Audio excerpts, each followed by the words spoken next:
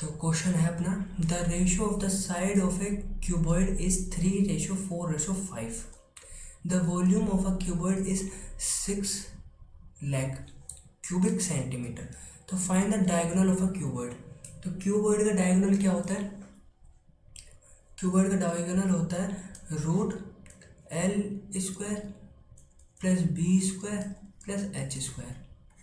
ठीक है, और उसकी लेंथ क्या दे रखी? तो 3 का स्क्वायर क्या होगा, पहले निकाल लेते हैं.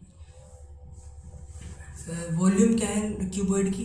L into B into H equals to में 6 लाख क्यूबिक सेंटीमीटर. तो 3 इंटू 4 इंटू 5 तो 20 और 3 60 60 से 60 कट गया तो बच कितना गया? 1000. और यहाँ पे ये x है और ये 3x है तो x का क्यूब है और 1,1000 तो x कितना हो गया? 10. और यहाँ पे है क्या नाम, डायगोनल क्या होता है क्यूबॉइड का? L² plus B² plus H². तो 30 का स्क्वायर क्या हो गया? 900. और यहाँ से ये 30 आया, ये 40 और ये आया 50. x की वैल्यू 10 आई ना, तो इनको इंटू कर दिया. तो इसका स्क्वायर करो तो 30 और फिर 1600, 40 का स्क्वायर और 50 का स्क्वायर 2500. तो ये कितना होगा? तो 2 जीरो से 2 जीरो, 9 और 6 15 और 5 20 हासिल 2, ये हो गया 50. तो ये आया पूरा रूट में 5000 में से 50 इंटू में 100. तो 100 का रूट बाहर आया तो क्या है? 10.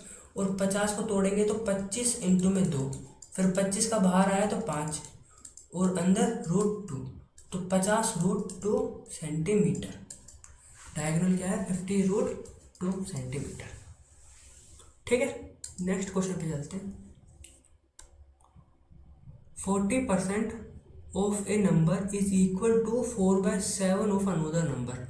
एक नंबर है 40% और उसका 4/7 another number. 40% of a number is equal to 4/7 of another number y. तो what is the ratio between the first and second number. तो फर्स्ट और सेकंड नंबर के बीच का रेशियो बताओ. तो 1 0 से 1 0 कट गई, 4 से ये 4 कट गया तो ये 10 उधर चला जाएगा. तो x/y इक्वल्स टू में 10/7. तो रेशियो क्या है? 10:7. नेक्स्ट क्वेश्चन, इन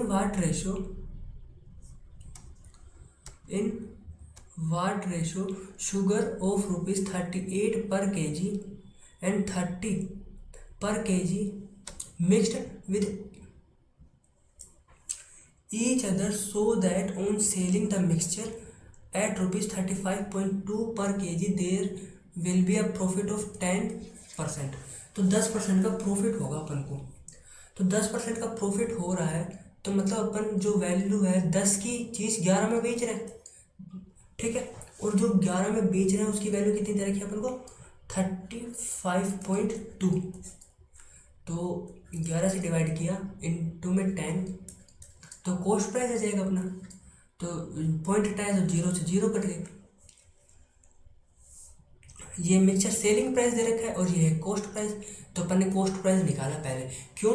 अपन को जब अपन के पास 2 रेशो दे रखे हैं और पूछा जाए कि किस रेशो में अपन इनको मिलाएं तो अपन को पहले कॉस्ट प्राइस निकाल लेना है. हर दम अपन को सेलिंग प्राइस दे रखा होगा, बाई चांस कॉस्ट प्राइस दे के रखता है. हर बार सेलिंग प्राइस दे के रखाएगा, पहले अपन को कॉस्ट प्राइस निकालना है. तो अपन को कॉस्ट प्राइस निकालेंगे तो 32 आया कॉस्ट प्राइस. ठीक है, इसको इसे डिवाइड मार दिया, 32 कॉस्ट प्राइस आया. तो सीधा अब इनको वो कर लेंगे, एलिगेशन लगा देंगे. तो लगाओ, तो यहाँ से आया 2 और 38 में से 32 गया तो बचा 6. तो रेशो क्या है? 1:3. तो इसको 1:3 में मिलाएंगे तो अपन को 35.2 में बेचने पर 10% का फायदा होगा। ठीक है, नेक्स्ट क्वेश्चन पे चलते हैं। x प्लस 1/x की वैल्यू दे रखी है 5 और x की पावर 5 प्लस 1 में x की पावर 5 की वैल्यू अपन से पूछी है। तो इसके लिए अपन को फॉर्मूला पता होना चाहिए, इसको किस टाइप से खोलते हैं वो आना चाहिए।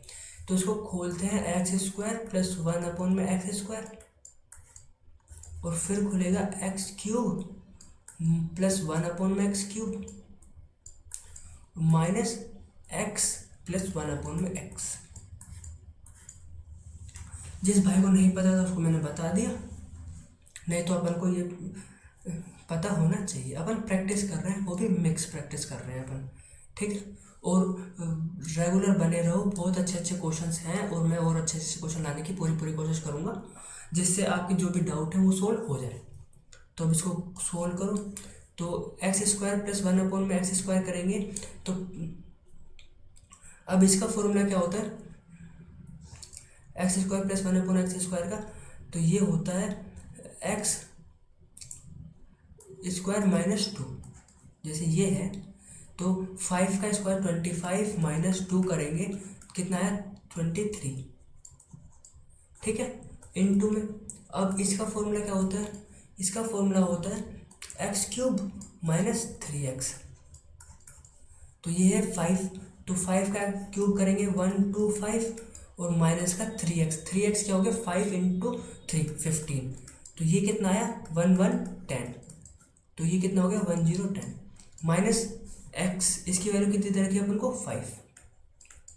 तो ये कितना हुआ 0 3 और 2 5 माइनस 5, तो 25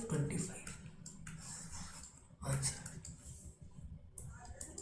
ठीक है, जैसे इसको चलो अपन y मान लेते हैं, 5 को y मान लिया, तो इधर y का स्क्वायर माइनस 2 और इधर y का क्यूब माइनस 3y।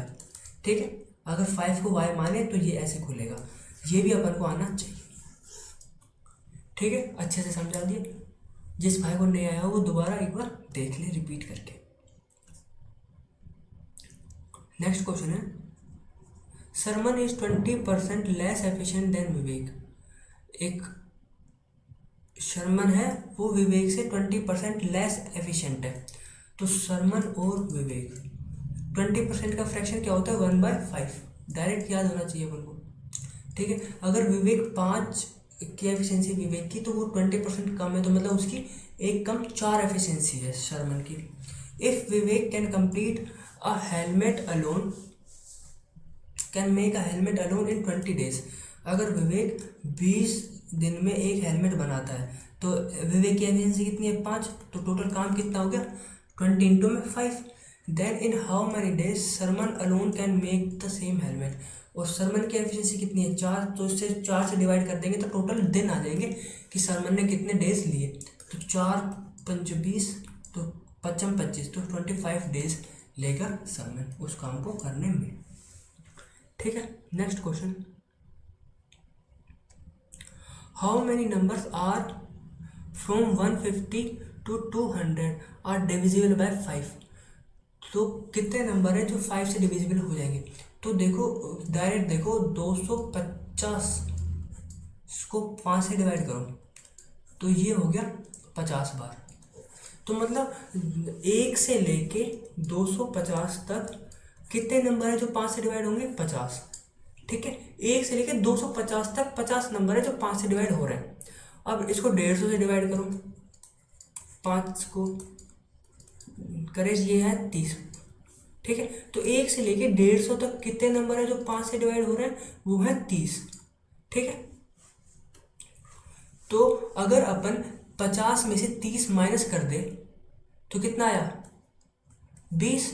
तो 20 नंबर ऐसे हैं जो 150 से पहले डिवाइड हो रहे हैं, पर जो 150 तक डिवाइड हो रहे हैं मतलब 150 भी इंक्लूड है उसमें, पर 150 अपन को नहीं लेना, तो एक माइनस कर देते हैं 19।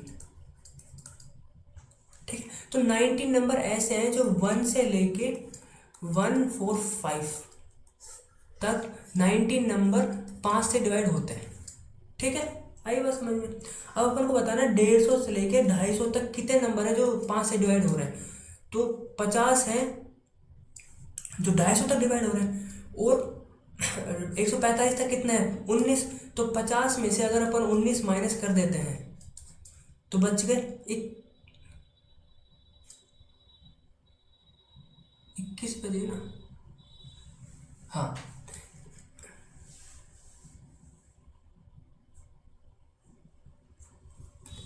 कुछ गलती करी क्या? हाँ ये रहा ना, गलती करी ना, ये 30 है तो 29 है। 29 नंबर है जो 145 तक डिवाइड हो रहे हैं। तो 50 में से अगर 29 माइनस करेंगे तो नंबर कितना है 21। तो 21 नंबर ऐसे हैं जो 150 से लेके और 250 तक 5 से डिवाइड होते हैं। अपन को कुछ नहीं करना, एक बार फिर से समझा देता हूँ, मेरे को लग रहा है नहीं आया होगा।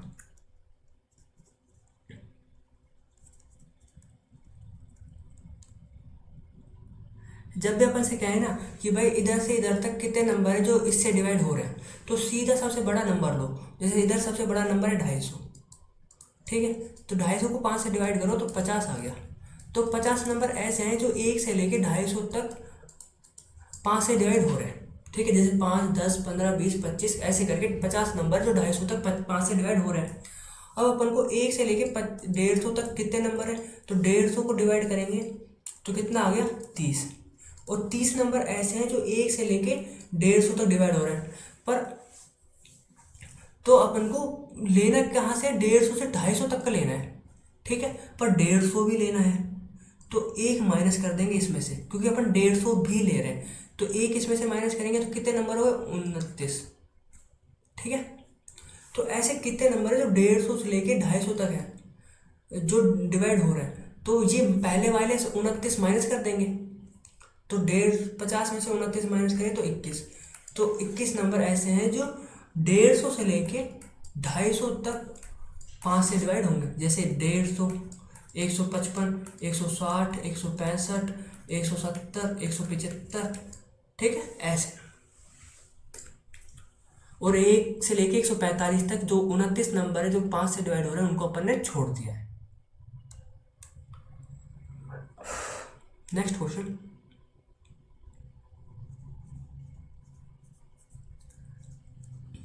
एक मिनट में पानी पी लेता हूँ। क्वेश्चन पढ़ो आप। 7 years ago the ratio of the A and B is 8:9।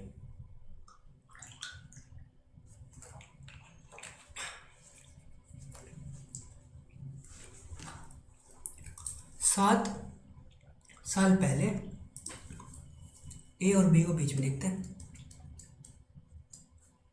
7 साल पहले ए और बी का रेशो था 8:9। आफ्टर 7 years, 7 साल बाद ए और बी का रेशो है 10:11। After X year from now, अब से कितने साल बाद the age of B is fraction 15/14 of the age of A. तो वो कहना चाहता है कि कितने साल बाद, अब से कितने साल बाद जो इनका रेशो 14:15 हो जाएगा। बी दे रखा है ना पहले, बी का रेशो ए से, तो अपन ने ए अपॉन बी कर लिया, रेसिप्रोकल कर दिया, ठीक है। उनका रेशो ये हो जाएगा। सिंपल सा जो क्वेश्चन लिख रहा था सिर्फ वही लिखा है मैंने। अब देखो, सबसे पहले जब भी एज में रेशो दे रखा हो तो अपन को देखना होता है कि जो ये वाला डिफरेंस है ये सेम है कि नहीं। जब तक ये सेम नहीं होगा अपन को ये वाला डिफरेंस सेम करना है। जैसे यहाँ तो 8 से 9 डिफरेंस 1, 10 से 11 डिफरेंस 1, 14 से 15 डिफरेंस 1। इधर डिफरेंस सेम है तो अपन को चेंज नहीं करना। अब देखो यहाँ से 9 से 11, अब अपन पहले अपन ए और बी का डिफरेंस देख रहे थे। अब जब डिफरेंस सेम हो गया, अगर यहाँ पे डिफरेंस होता 4 और 9 और इधर होता डिफरेंस 3 और 5, तो इधर है डिफरेंस 5 का और इधर है डिफरेंस 2 का, तो अपन इसको 2 से सॉरी और इसको 5 से इंटू करते तो इनका डिफरेंस सेम हो जाता, ठीक है। पर अभी डिफरेंस सेम है तो अपन को करने की जरूरत नहीं है। डिफरेंस सेम होने के बाद अपन को ए से कंपेयर करना है और बी को बी से कंपेयर करना है। अपन ने ए 8 है और यहाँ पे ए है 10, तो इधर कितने का डिफरेंस है? 2 का। इधर बी है 9, इधर बी है 11, कितने का डिफरेंस है? 2 का। रेशो में डिफरेंस है 2 का, पर साल में कितने का डिफरेंस है? 7 और 7 दूनी 14, साल में डिफरेंस है 14 का। तो एक की वैल्यू कितनी आई? 7। ठीक है। तो अगर अपन से पूछे कि भाई 7 साल पहले क्या एज थी ए की, तो 7 और 2 56 और 7 नाम 63, तो ए की थी 56 और बी की थी 63। ठीक है।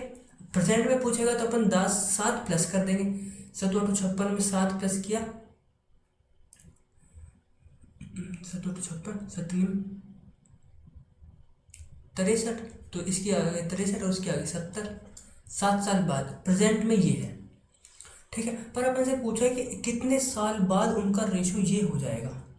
ठीक है। तो देखो यहां से देख लेते हैं।